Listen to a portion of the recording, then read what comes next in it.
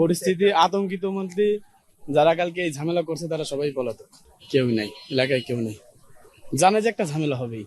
ঘটনার পর থেকেই কালকে সন্ধ্যা থেকেই সবাই মোটামুটি ঢাকার দিকে পাড়ি জমাইছে, অথবা প্রত্যন্ত গ্রাম অঞ্চল যেগুলো ওইখানে পাড়ি জমাইছে ঘটনার পরে, কারণ জানে রাত্রে যেহেতু যৌথ বাহিনীর অভিযান হবে, সেক্ষেত্রে সবাই পলাতক।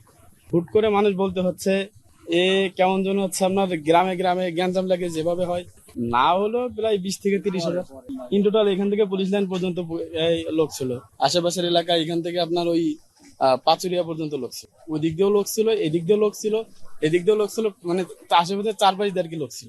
ভীতিকর একটা পরিস্থিতি। মানে এটা তো আসলে গোপালগঞ্জবাসীর কাঙ্ক্ষিত ছিল না।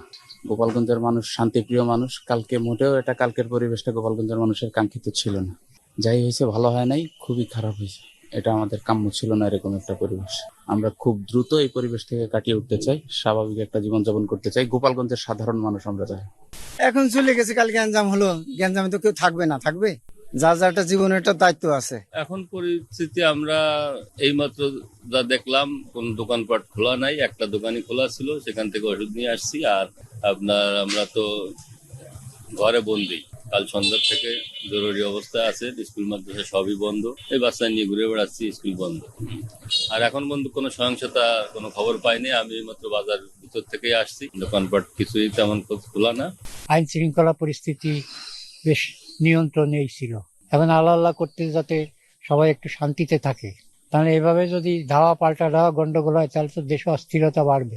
অস্থিরতা বাড়া মানে সবারই বিপদ বাড়া। সেহেতু আমাদের সবারই চেষ্টা করতে হবে ধৈর্য ধরে সমস্যাকে সমাধান করার, দেশকে স্থিতিশীল করার জন্য সবার চেষ্টা করা হবে।